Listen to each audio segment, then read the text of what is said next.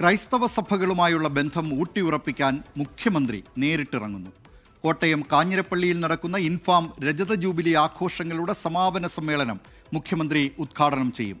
KC Venugopal MP അടക്കമുള്ള കോൺഗ്രസ് നേതാക്കളും ചടങ്ങിലെത്തുന്നുണ്ട്. അതിനിടെ കേരള കോൺഗ്രസ് PJ ജോസഫ് വിഭാഗത്തിന്റെ ഹൈപ്പവർ കമ്മിറ്റി ഇന്ന് കോട്ടയത്ത് ചേരും. കേരള കോൺഗ്രസിന്റെ ചില സീറ്റുകൾ ഏറ്റെടുക്കാനുള്ള നീക്കം കോൺഗ്രസ് നടത്തുന്നതിനിടെയാണ് ഉന്നതാധികാര സമിതി യോഗം ചേരുന്നത്. അല്പസമയത്തിനകം ഈ വാർത്തയുടെ വിശദാംശങ്ങൾ ടോബി ജോൺസൺ നൽകും. ടോബി ജോൺസൺ ഇപ്പോൾ ലൈനിലുണ്ട്. ടോബി ജോൺസൺ, എന്തൊക്കെയാണ് ഈ വാർത്തയുടെ കൂടുതൽ വിവരങ്ങൾ?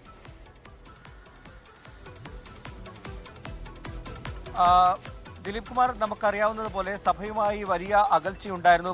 അതോടൊപ്പം തന്നെ പല വിഷയങ്ങളിൽ നമ്മൾ കണ്ടതാണ്.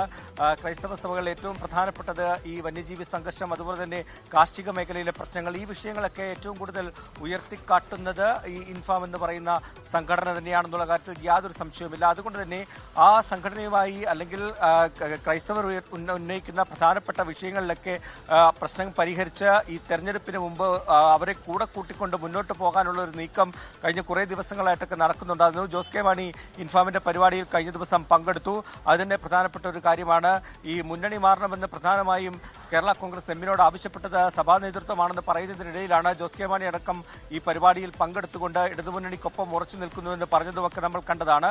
അതോടൊപ്പം തന്നെയാണ് ഇന്ന് മുഖ്യമന്ത്രി കൂടി വരുന്നത്. മുഖ്യമന്ത്രി മാത്രമല്ല, മന്ത്രിമാരും ഈ പരിപാടിയിൽ പങ്കെടുക്കുന്നുണ്ട് എന്നുള്ളതാണ് ഏറ്റവും പ്രധാനപ്പെട്ട കാര്യം. അതോടൊപ്പം തന്നെ കോൺഗ്രസ് നേതാക്കളും KC വേണുഗോപാൽ അടക്കമുള്ള പ്രമുഖരായിട്ടുള്ള നേതാക്കളും MP-മാരും ഒക്കെ ഈ പരിപാടിയിൽ ഇന്ന് പങ്കെടുക്കുന്നുണ്ട്. അതുകൊണ്ട് തന്നെ രാഷ്ട്രീയമായിട്ടുള്ള ഇൻഫാമിന്റെ നിലപാടടക്കം ഈ സമ്മേളനത്തിൽ വ്യക്തമാകുമെന്നുള്ള കാര്യത്തിൽ യാതൊരു സംശയവുമില്ല.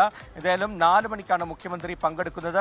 11 മണിയോടെ KC വേണുഗോപാലും ഈ ചടങ്ങിൽ പങ്കെടുക്കുമെന്നാണ് നമുക്കറിയാൻ കഴിയുന്നത്. ലോകത്തെവിടെയായാലും ഏത് സമയത്തും 24 വാർത്തകളും ഓഗ്മെന്റഡ് റിയാലിറ്റി പാക്കേജുകളും എക്സ്പ്ലെയിനറുകളും വിശദമായി കാണാൻ ഞങ്ങളുടെ YouTube ചാനൽ നിങ്ങൾക്ക് സബ്സ്ക്രൈബ് ചെയ്യാം.